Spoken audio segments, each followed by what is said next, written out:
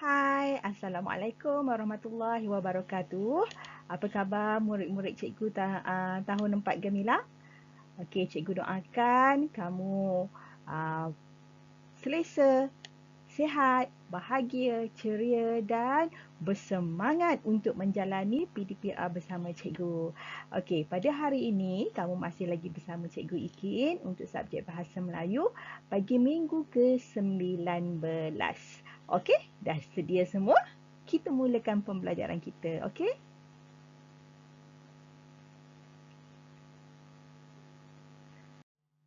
Okey, pada minggu ini kita um, masuk ke tema baru iaitu tema jati diri, patriotism dan kewarganegaraan. Okey, buka buku teks kamu, kamu akan nampak di sebelah depan ni. Okey, um, tema jati diri ini adalah tema yang kelima. Bawah tema kelima ini ada unit 13, 14 dan 15. Hari ini kita masuk kepada unit ke-13 dulu iaitu unit yang pertama. Tajuk dia jadikan inspirasi. Okey, kemudian kemahiran yang kita akan gunakan pada hari ini adalah kemahiran tata bahasa. Okey, jom kita mula.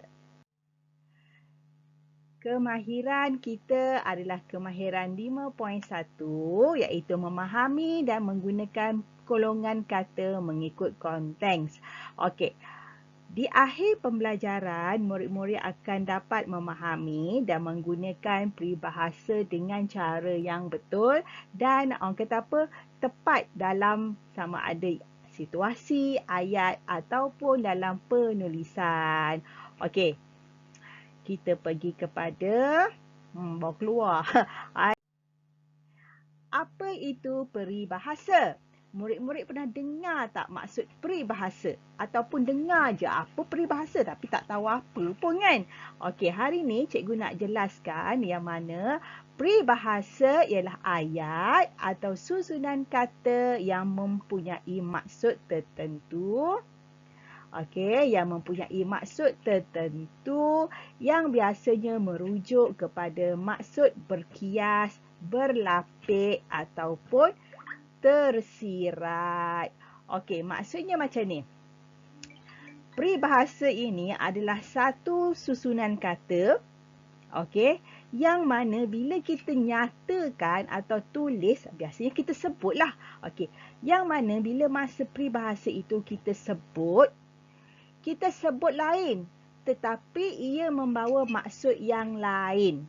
Okey, orang Melayu adalah satu bangsa yang suka cakap dengan bahasa yang halus, sopan, berlapik, berkias ataupun tersirat. Tujuan dia supaya orang yang mendengar bahasa itu ataupun orang yang berkomunikasi dengan dia tidak rasa kecil hati, terguris perasaan dengan istilah-istilah yang kasar. Okey, sebab itulah lahirnya peribahasa ini. Dan kebiasaannya peribahasa ini dia menggunakan istilah-istilah, frasa, perkataan yang ada dalam situasi dia. Okey, kalau macam dia tak guna istilah-istilah yang pelik-pelik kan, sebab peribahasa ni adalah satu susunan kata daripada satu warisan ke satu warisan yang baru. Jadi perkataan-perkataan yang mereka sebut dalam peribahasa ni biasanya adalah perkataan yang mudah. Mudah dan ada dalam sekeliling dia, pada kampung dia, dalam keluarga dia, okey, ataupun apa yang ada depan mata dia, yang mudah didengar, mudah difahami. Okey, kita pergi kepada slide seterusnya. Okey, peribahasa terbahagi kepada 5. Keluar 10. Terbahagi kepada 5. Yang pertama, simpulan bahasa. Okey, sekejap lagi keluar pula ekor dia ni. Okey, sekejap lagi cikgu akan terang kepada kamu apa itu maksud simpulan bahasa. Okey, ingat peribahasa terbahagi kepada 5 pula dah 4. Apalah cikgu ni, sorry. Peribahasa terbahagi kepada 4. Okey, yang pertama simpulan bahasa. Yang kedua, kata bidalan. Yang keempat, perpatah. Dan yang ketiga, pepatah. Dan yang keempat ialah perumpamaan. Aduh, kenapa cikgu tak fokus ni? Banyak sangat salah ni. Okey, sorry ya. Ingat, cikgu ulang balik. Peribahasa terbahagi kepada 4. Simpulan bahasa, bidalan, pepatah, perumpamaan. Ya, dia nak keluar sekali. Okey, anak-anak cikgu ni anak ini nama dia Snow ngacau. Okey, tepi jauh, ngacau. Okey. Baik.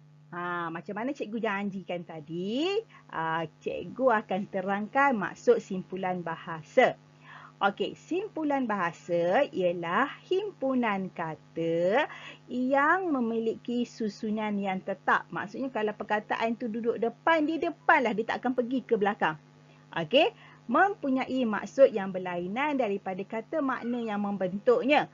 Biasanya terdiri daripada 2 patah perkataan. Okey, ingat simpulan bahasa ni dia biasanya 2 patah perkataan. Ada 3 tapi jarang-jarang berlaku. Okey. Dia satu susunan kata yang mudah. Sebab dia 2 kan, dia mudah. Kemudian perkataannya datang daripada perkataan lain tetapi membawa maksud yang sangat berbeza daripada perkataan asal tu. Okey, sebagai contoh. Asam garam. Pernah dengar tak orang sebut, lah dah jadi asam garam kita dah, macam mana nak ubah? Okey, asam garam ni maksudnya pengalaman hidup. Asam ni benda lain.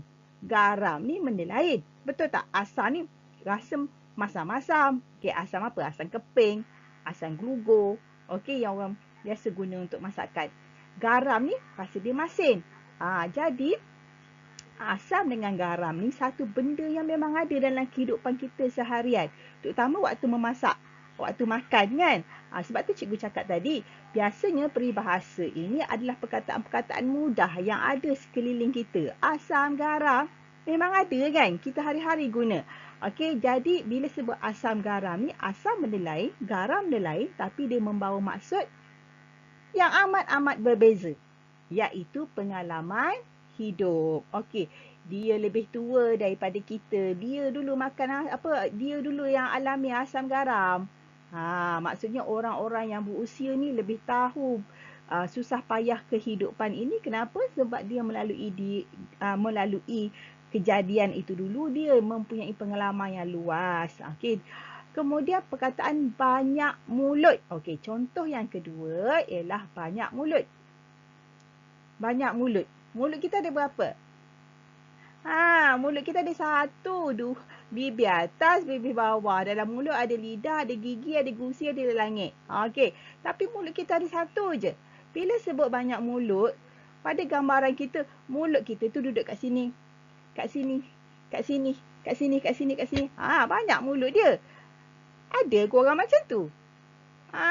Tak ada. Jadi, bila sebut banyak mulut, dia nak mengkiaskan kepada orang yang suka sangat bercakap. Macam cikgu. Okey, suka sangat bercakap sebab cakap guna mulut kan? Okey, orang biasa, orang yang normal, dia menggunakan mulut untuk berlisan, berkomunikasi, bercakap dan berinteraksi. Janganlah pula awak bandingkan dengan orang kurang upaya yang tak mampu bercakap tu, yang tak boleh bercakap tu lain. Kita bercakap sekarang dalam sudut orang normal, okey? Kemudian cakar ayam. Cikgu yang selalu sebut, tulis tu elok-elok. Jangan tulis macam cakar ayam. Selalu dengar cikgu cakap kan? Okey. Cakar ayam, cakar ni lain. Cakar ni garisan-garisan yang bergerak-gerak sini sana. Berterabur kan cakar tu. Ayam, kenal ayam? Ayam lain pula. Tapi bila sebut cakar ayam, maksudnya tulisan yang sukar dibaca. Siapa antara 24 orang yang macam cakap ayam tulisan dia ni? Yang selalu cikgu tegur. Tak nak sebut nama, dia tahu. Dia tahu siapa dia. Okey, jadi itulah maksud simpulan bahasa. Biasanya dia terdiri daripada 2 patah perkataan sahaja dan kedudukan dia tak berubah. Tak pernah pula perkataan simpulan bahasa tu daripada cakar ayam berubah jadi ayam cakar. Okey? Daripada banyak mulut jadi mulut banyak. Okey? Jadi itu maksud cikgu. Faham ya sekarang apa maksud simpulan bahasa? Okey, kita pergi kepada peribahasa yang kedua. Okey, peribahasa yang kedua ialah bidalan. Okey, apa itu bidalan? Bidalan dikategorikan sebagai peribahasa yang mempunyai nasihat atau pengajaran. Okey, contoh. Ada udang di sebalik Maggi. Ops. Salah. Gurau je. Ada udang di sebalik batu. Okey. Kita tahu udang ni duduk dalam air, kehidupan dia lah kan. Okey, dia hidup dalam air dan dia suka duduk di celah-celah batu. Okey, duduk di celah-celah batu tu sebagai apa? Melindungi diri dia. Okey, jadi maksud udang di sebalik batu ini ialah mempunyai maksud tersembunyi di sebalik sesuatu perbuatan. Okey, contoh dia macam ni lah. Tiba-tiba kan hari tu kamu nakkan sesuatu daripada mak ayah kamu kan. Okey, kamu pun jadilah baik sangat hari tu. Rajin tolong mak, rajin tolong ayah. Lepas tu kan, mak ayah awak pun cakap, macam ada udang di sebalik batu je ni. Mak ayah awak ni, dia kenal sangat perangai awak. Jadi bila awak berubah karakter, berubah perangai, dia dapat cang tau. Jadi dia pun mesti ada sesuatu dia. Jadi perbuatan yang mempunyai yang menyembunyikan sesuatu yang lain itu, peribahasa yang sesuai dengannya adalah ada udang di sebalik batu. Okey? Faham ya? Okey. Peribahasa yang ketiga ialah pepatah. Apa itu pepatah? Okey, pepatah yang bermaksud peribahasa yang berangkap-rangkap dan seolah-olah terselit irama. Okey, dia berangkap dan ada irama dia. Sekejap lagi cikgu tunjuk contoh. Ciri yang jelas dapat dilihat pada pengulangan kata yang bertujuan untuk memberi penegasan. Okey, maksudnya dalam pepatah itu ada perkataan yang berulang. Kenapa dia berulang? Sebab dia nak memberi penegasan dalam perkataan itu ataupun maksud pepatah itu. Okey. Faham? Kita pergi kepada seterusnya. Okey, contoh. Kita tengok kat mana yang ada ulang-ulang tadi. Kat mana yang ada pengajaran. Okey, yang pertama dia bagi contoh ada gula, adalah semut. Nampak tak perkataan apa yang berulang? Ya, betul. Perkataan ada. Maksud pepatah ini ialah tempat yang banyak rezeki akan menjadi tumpuan ramai. Okey, gula kat rumah awak tu kan, gula ni penarik kepada semut. Kalau awak letak gula tu, okey, atas meja ke, atas cawan ke, atas piring ke, letak tinggalkan. Jap lagi datanglah semut ramai-ramai hurung gula tu. Kan? Kadang-kadang kita tak payah letak pun gula tu kat mana-mana. Bekas gula tu kita tak tutup kemas, semut boleh masuk kat dalam dia. Kan? Jadi kenapa gula ni adalah daya penarik kepada semut. Jadi, pepatah ini membawa maksud tempat yang banyak rezeki akan menjadi tumpuan ramai. Maksudnya tempat orang boleh bekerja, tempat orang boleh meneruskan kehidupan. Okey, tempat itu akan menjadi tarikan untuk orang tinggal ataupun duduk di situ. Contoh ni macam ni lah, nak bagi paling mudah nak faham. Kita ambil macam kawasan bandar. Okey, bila kawasan bandar, banyak kerja-kerja yang ada dekat bandar. Sama ada kerja kerajaan ataupun kerja swasta ataupun kerja sendiri. Kan? Okey, banyak peluang pekerjaan. Bila banyak peluang pekerjaan, orang akan pergi ke situ untuk bekerja. Betul tak? Bila dia pergi bekerja dekat bandar, of course cakap orang putih. Sudah pastilah bila dia pergi dekat situ untuk bekerja, dia akan bawa keluarga dia sekali tinggal berhampiran dengan tempat dia kerja. Kan? Jadi bila orang ni bawa keluarga, orang tu bawa keluarga, jadi ramai-ramai kawasan tu, jadi tempat tu menjadi tempat tumpuan ramai. Okey. Faham? Itu beza dengan kampung. Kampung ni ada pekerjaan, cuma pekerjaan orang kata apa, peluang tu tak banyak.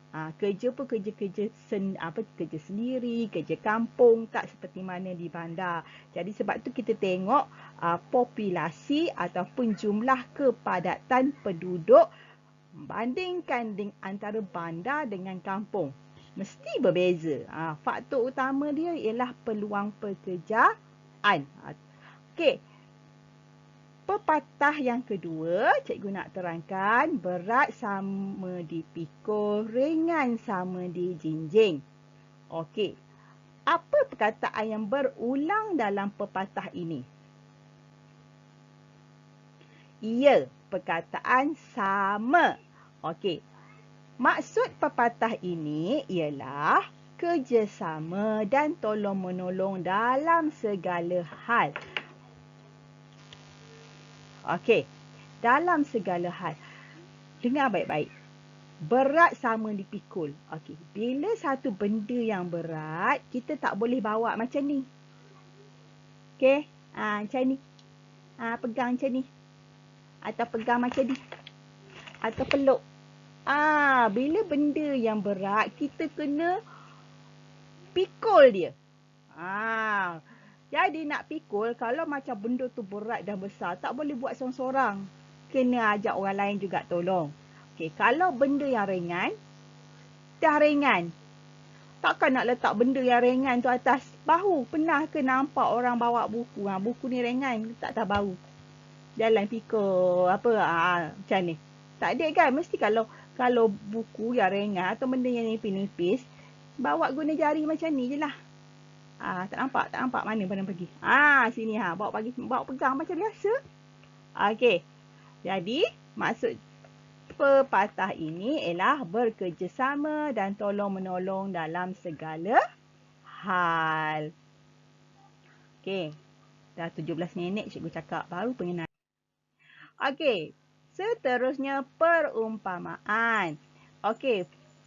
Perumpamaan ialah peribahasa yang membandingkan sesuatu dengan sesuatu yang lain. Dia mengumpamakan satu benda dengan benda lain. Okey, biasanya menggunakan perkataan bagai, seperti, ibarat, laksana dan umpama. Pernah dengar? Kau umpama bulan, tinggi di atas kayangan, hatiku kau dah tawan, kini ku tak keruan. Pernah dengar lagu? Lagu filem hitam putih zaman dulu punya lagu. Okey. Itu hiburan supaya kamu tak mengantuk dengan cikgu membebel. Okey. Kita teruskan. Nampak biasanya perkataan ini dia menggunakan biasanya perumpamaan dia menggunakan perkataan bagai, ibarat, laksana, seperti dan umpama di awal perumpamaan tersebut. Okey, kita tengok contoh. Okey, bagai aur dengan tebing. Pernah dengar tak aur? Bukan air. Aur. Bagai aur dengan tebing. Maksudnya saling bekerjasama. Okey. Aur tu apa? Aur tu apa?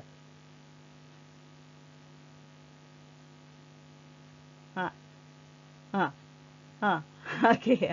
Okey. Tebing tahu tebing? Okey. Tebing sungai. Okey. Bayangkan dalam fikiran kamu, sungai. Okey, sungai. Lepas tu di kiri kanan dia tu ada tebing yang tinggi, tanah tinggi tu kan? Yang tepi tu tanah tinggi. Okey. Jadi, apa yang biasanya tumbuh di tebing sungai tu? Yang tumbuh tu pokok lah. Takkan pula yang tumbuh tu kereta, basikal, motor. Kan? Yang tumbuh tu adalah pokok. Dan biasanya pokok-pokok yang tumbuh di tepi tu adalah pohon-pohon yang bertujuan untuk mengekam tanah.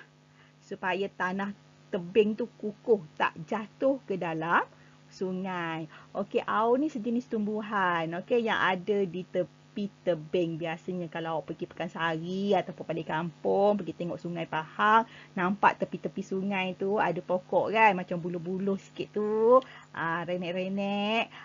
Okey, itulah dia aur. Okey, tujuan dia untuk apa? Pokok tu dia akar dia. Ni sains kan. Okey, ada unsur-unsur sains sikit. Orang lah, ya Allah, dia lalu lagi. Ay, dia main kecil-kecil. Hey, Mama tengah buat kerja ni. Sorry, iklan. Kucing lalu. Okey, jadi tumbuh-tumbuhan tu dia tumbuh tepi tebing, akar dia mencengkam tanah. Okay, bila dia mencengkam tanah, dia dapat mengelakkan tanah tu daripada susu masuk ke dalam sungai kan. Jadi tebing tu kukuh lah. Faham ya? Kalau berlaku banjir sekalipun, kalau banjir biasa-biasalah. Okay, dia boleh bantu tebing tu daripada elakkan tebing tu daripada runtuh. Okay, sebab itulah maksud dia saling bekerjasama. Kemudian, contoh yang kedua seperti Belanda meminta tanah. Maksud dia orang yang tamak. Okey, kenapa Belanda? Kenapa Belanda? Okey, ni masuk pula dalam sejarah. Kamu belajar sejarah. Okey, salah satu kuasa besar yang menjajah Melaka. Ingat, negeri pertama yang dijajah di tanah Melayu adalah Melaka. Ni cikgu sejarah. Tengok, ni buku sejarah. Nampak? Ni buku sejarah. Okey, salah satu kuasa besar yang menjajah Melaka adalah Belanda. Okey, masuk sikit sejarah ya. Melaka ialah negeri pertama yang dijajah oleh kuasa besar daripada Eropah. Okey, yang mula-mula datang ialah Portugis. Yang kedua adalah Belanda. Okey, jadi bila penjajah Belanda ni sampai kat tanah Melayu, yang bukanlah perangai dia tu kan, minta tanah orang Melayu. Mula minta sikit, mula ambil sikit, lepas sikit lagi. Kenapa? Sebab tamak, nakkan banyak-banyak. Okey, padahalnya itu bukan milik dia. Sebab itulah munculnya perumpamaan, peribahasa seperti Belanda meminta tanah, iaitu orang yang tamak. Okey, kalau kita tengok betul-betul kan, peribahasa ni macam tak ada kena-mengena je kan. Kenapa pula Belanda macam orang Portugis, macam orang British, macam orang Jepun, tak tamak ke? Jadi tak reti nak cakap. Tapi dikatakan Belanda ni lah yang datang, walaupun dia datang sekejap, dia menjajah kat tanah Melayu ataupun kat Melaka, tapi sifat dia yang tamak tu mendatangkan ketidakpuasan hati dalam kalangan penduduk tempatan. Okey, kemudian laksana enau dalam belukar. Belukar tahu tak belukar? Belukar, bukan kereta biru belukar. Blue car, kereta biru. Bukan, ni belukar. Okey, belukar maksudnya semak samun ataupun belukar ni semak lah.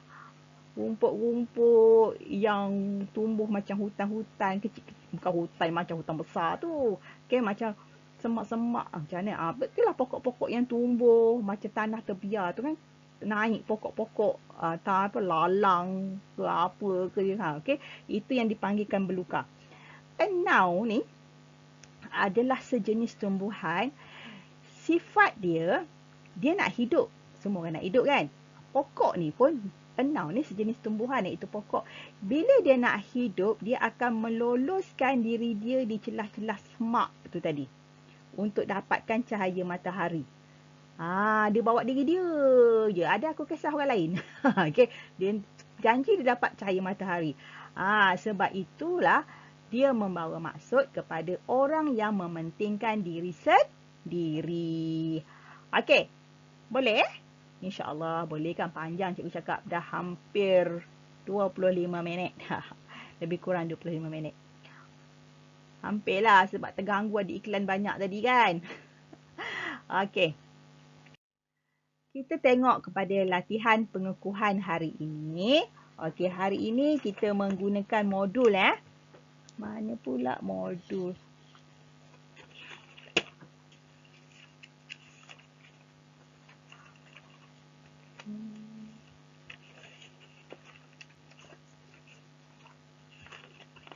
Modul.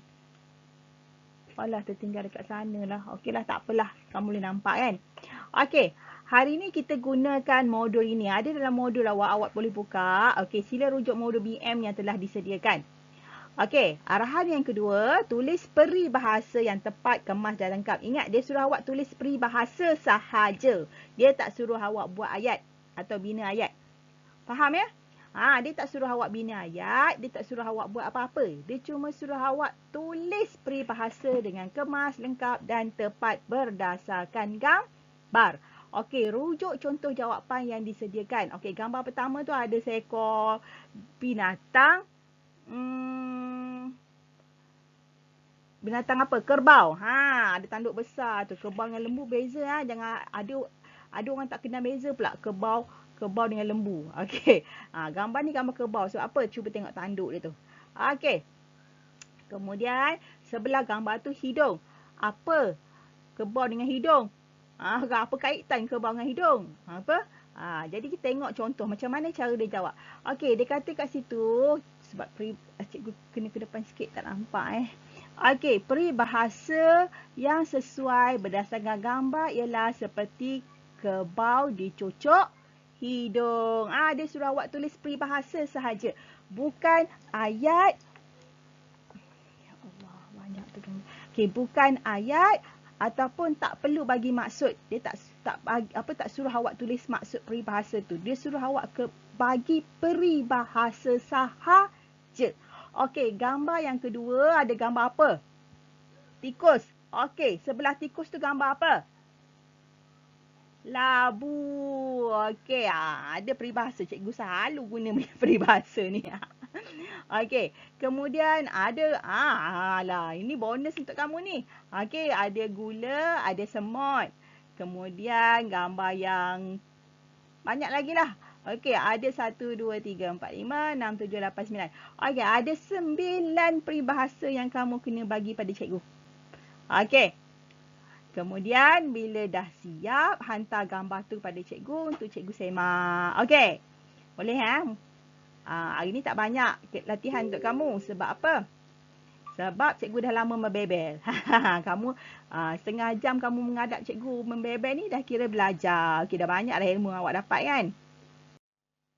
Okey, yang terakhir daripada cikgu ialah redha itu lebih tinggi daripada sabar kerana siapa yang sabar dia akan redha. Allah, tak fahamlah cikgu. Okey. Maksudnya macam ni. Siapa yang sabar dia akan redha. Maksudnya macam ni. Bila sesuatu ujian yang melanda kita, bila kita berdepan dengan sesuatu dugaan, kesulitan, musibah dalam hidup kita, kita kena mula-mula sekali sabar. Jangan tanya, kenapa mesti saya melaluinya? Why me? Why me? Jangan tanya. Okey, sebab apa? Ada sebab kenapa Allah bagi sesuatu ujian pada kita. Faktor yang pertama, kerana Allah tahu kita mampu buat. Kita mampu lalui. Okey, kemudian bila kita dapat ujian, kita sabar. Daripada sabar itulah dia akan redha. Kenapa? Bila dia sabar, redha ni maksudnya ketenangan hati. Dia tidak mempertikaikan kenapa mesti dia yang diuji. Kenapa dia yang dapat musibah. Kenapa dia ni tak boleh dapat sesuatu yang positif macam orang lain. Dia tak mempertikaikan. Bila dia tak mempertikaikan, hati dia akan sentiasa lega, berlapang dada. Jadi dia tak rasa pun benda tu membebankan hidup dia. Tu maksud dia. Jadi fokus utama bila kita berdepan dengan satu ujian, sabar. Okey, dalam faktor belajar pula, apa kaitan dia? Kaitannya ialah, okey, bila kamu macam PDPR ni kan, okey, susah nak nampak nak belajar tanpa cikgu depan muka, tak boleh nak dengar cikgu membebel secara live. Okey, daripada PDPR inilah kamu baru dapat merasai, orang kata, menghargai suasana pembelajaran di sekolah. Kamu rasa bestnya kalau dapat belajar dengan kawan-kawan macam dulu, pergi sekolah pagi-pagi, dapat dapat main dengan kawan-kawan, pergi tandas berkonvoi kan. Macam-macam keseronokan. Okey, yang kita tak dapat lalui lagi. Jadi kalau kita sabar, insya-Allah kita akan berlapang dada bila kita PDPR ini, kita akan rasa macam ia bukan sesuatu yang membebankan kita. Malah kita kena terima. Ini adalah norma baru kehidupan. Hanya apabila COVID-19 melanda negara kita. Nak tak nak, kita kena sabar dan redha, barulah kita boleh melalui kehidupan dengan syok. Bila kita rasa syok dengan hidup kita, semua mudah. Semua happening. Okey? Cikgu membebel. Okey, jumpa lagi pada pembelajaran akan datang, iaitu hari Khamis, insya-Allah.